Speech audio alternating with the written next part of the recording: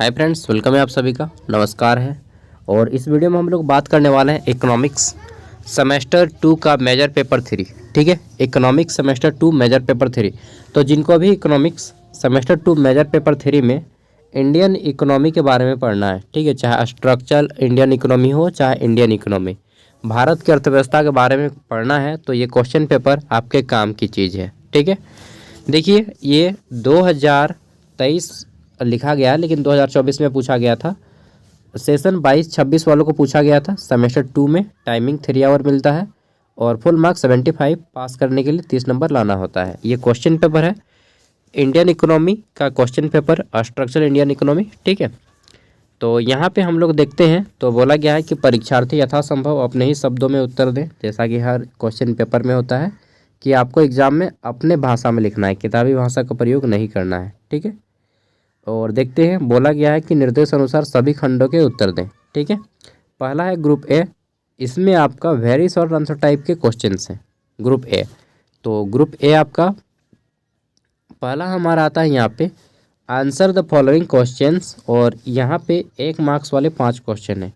ठीक है, इसमें आपका पेपर का क्वालिटी थोड़ा ख़राब है, क्योंकि जिन्होंने भेजा है मतलब वो अच्छे से फ़ोटो को नहीं खींचे हैं, फिर भी मैं आपको पढ़ के दिखा दूंगा। ठीक है, हिंदी इंग्लिश दोनों में। क्वेश्चन है, नई औद्योगिक नीति को कब से लागू किया गया? When was Indian industrial policy enforced?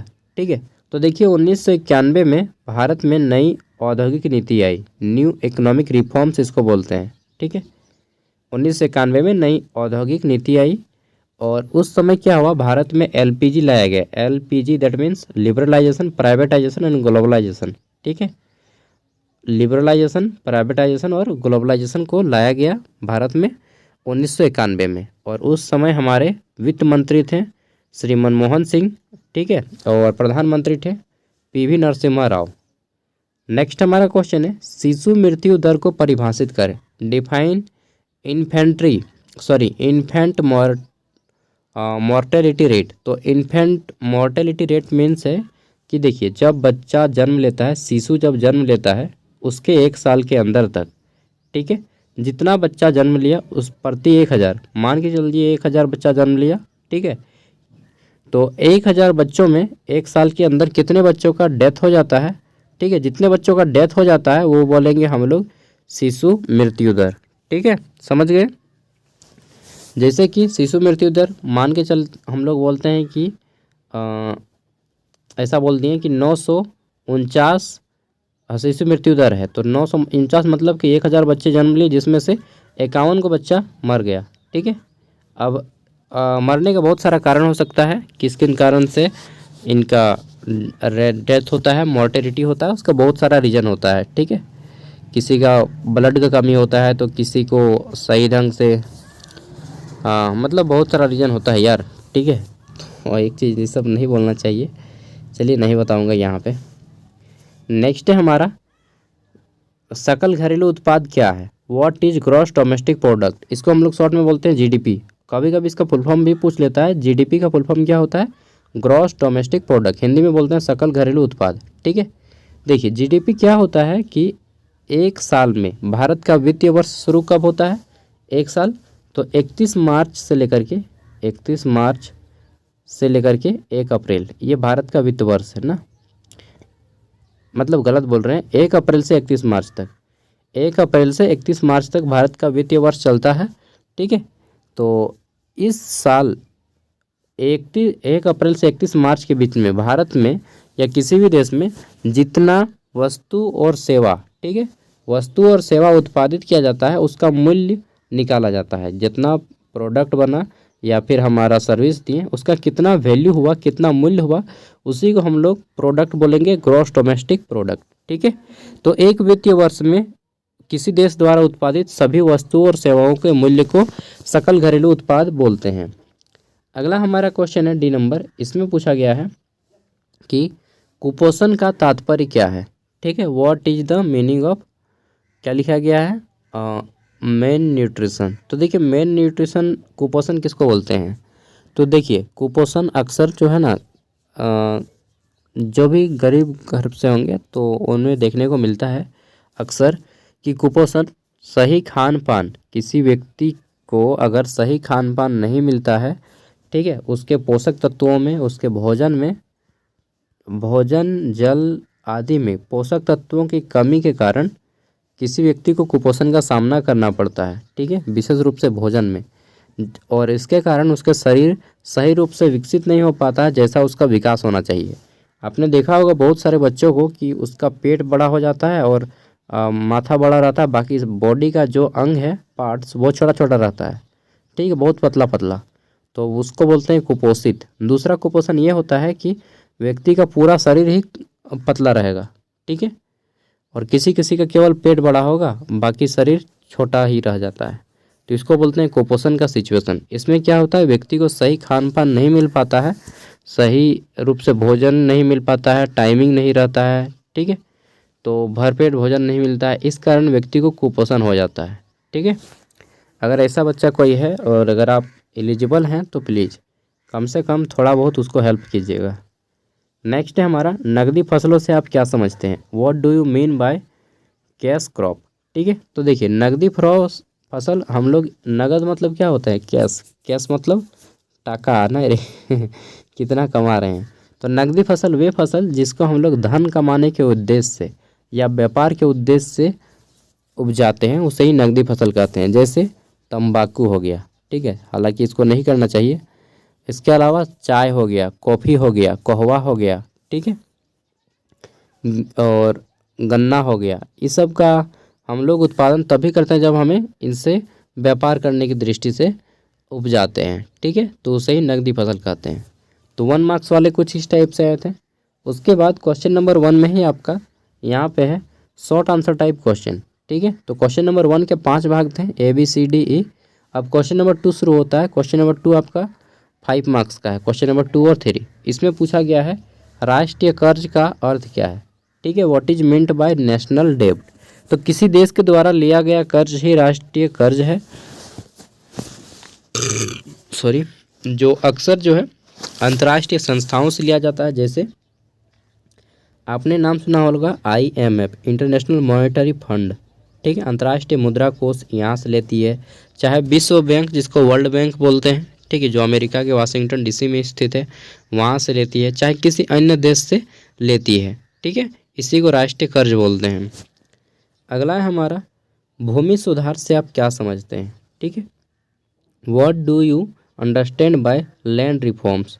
तो देखिए, भूमि का सही व्यक्ति के हकदार जो होता है उसे ही मिलना चाहिए, उसका मुआवजा मिलना चाहिए, और भूमि में जितना भी आई कानूनी प्रक्रियाओं को सही ढंग से, मतलब समझ रहे हैं ना सही ढंग से करके जो व्यक्ति का भूमि का वास्तविक हकदार है उसे ही देना चाहिए, ठीक है, और यही भूमि सुधार है। इसमें बहुत सारा रिफॉर्म्स आया है, ठीक है, जिसमें आपका म्यूटेशन का नाम सुने होंगे, दाखिल खारिज, ये सारी प्रक्रियाएं होती हैं इसमें।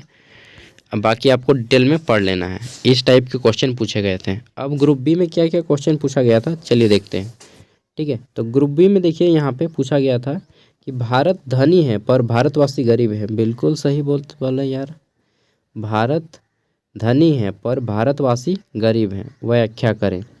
India is rich but Indians are poor, why, because Indian are fools, ठीक है, भारत के लोग बेवकूफ़ हैं, बिल्कुल बेवकूफ़ हैं, और इसीलिए नेता फ़ायदा उठाता है, और नेता के पास ही 90% पैसा नेता और बिजनेसमैन के पास है, ठीक है, उसमें भी बिजनेसमैन कम परसेंट है, ज़्यादा जो पैसा है वो नेता के पास है, ठीक है। बिजनेसमैन तो कुछ ही हैं, मात्र चंद हैं, बट मैक्सिमम जो पैसा है वह आपका पहला तो नेता, ठीक है, ब्यूरोक्रेट्स, और तीसरा बिजनेसमैन, ये 3 लोगों के पास भारत का 95% पैसा चला जाता है। बाकी 5% पैसा 90% लोग यूज करते हैं, और 95% पैसा 5% लोग यूज करते हैं, ठीक है।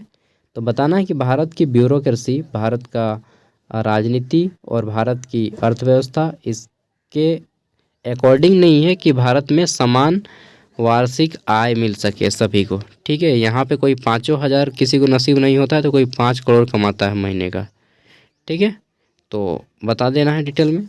अगला है आपका यहाँ पे भारत की जनसंख्या की मुख्य विशेषताओं को बताना है कि भारत की जनसंख्या की मेन विशेषता क्या है। तो बता देना है कि भारत विश्व का सबसे बड़ा जनसंख्या के आधार पे देश है। ठीक है, चाइना को भी पीछे छोड़ दिए हम लोग एकदम।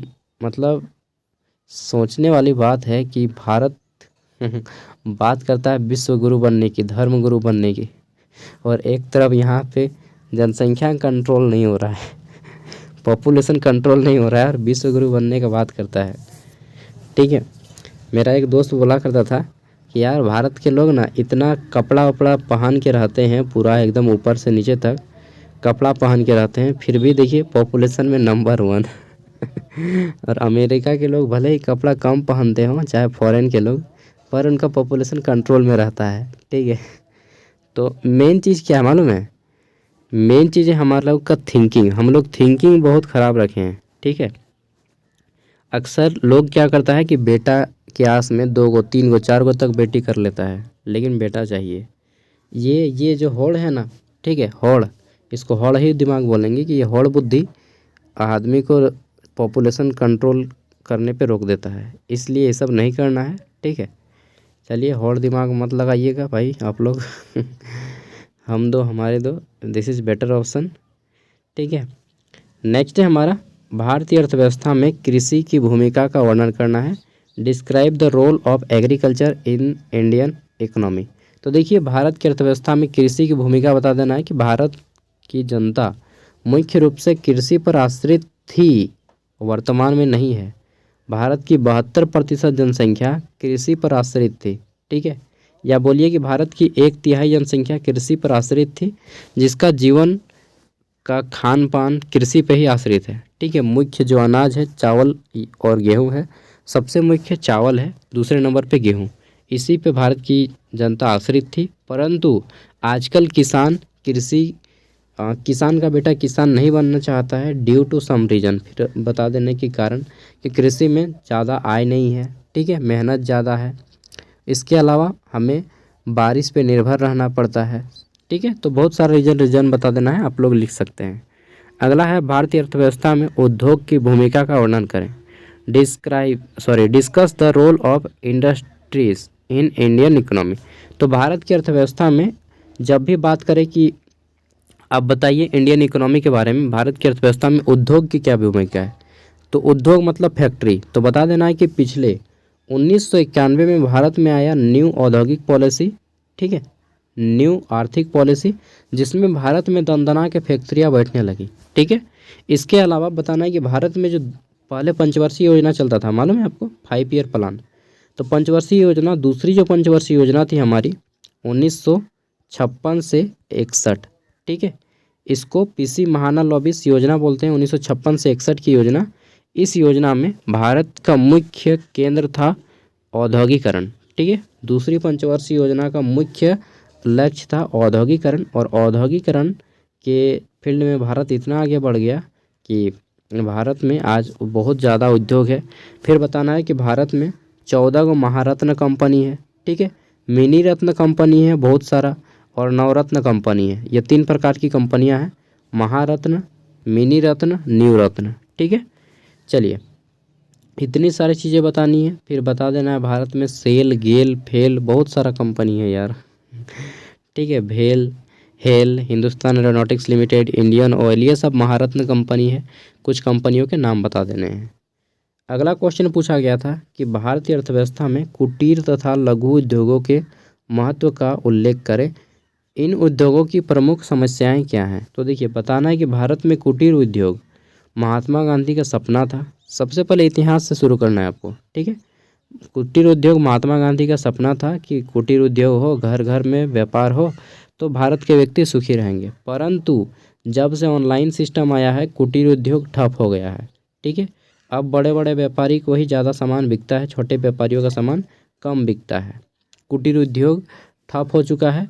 भारत में कुटीर उद्योग को बढ़ावा देने वाली बहुत कम है। नाम की गवर्नमेंट बात करती है कि हम जो है व्यापार लोन देते हैं। हमारे भारत में एक ये चलता है, मालूम है आपको, क्या नाम है उसका यार,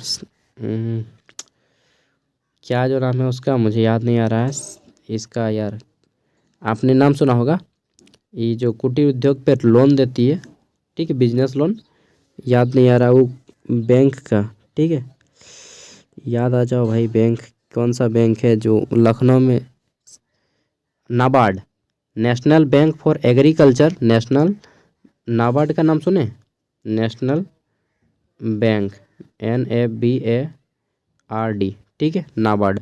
तो नाबार्ड एक बैंक है, ठीक है, नाबार्ड एक बैंक है जो बोलती है कि हम एग्रीकल्चर लोन देंगे, एग्रीकल्चर और नो लोन देंगे, ठीक है, लेकिन यह केवल नाम का बैंक है, केवल अमीरों को एग्रीकल्चर लोन देती है, गरीब लोगों को एग्रीकल्चर लोन नहीं देती है, ठीक है। National bank for agriculture and rural development इसका हिंदी नाम है, ठीक है।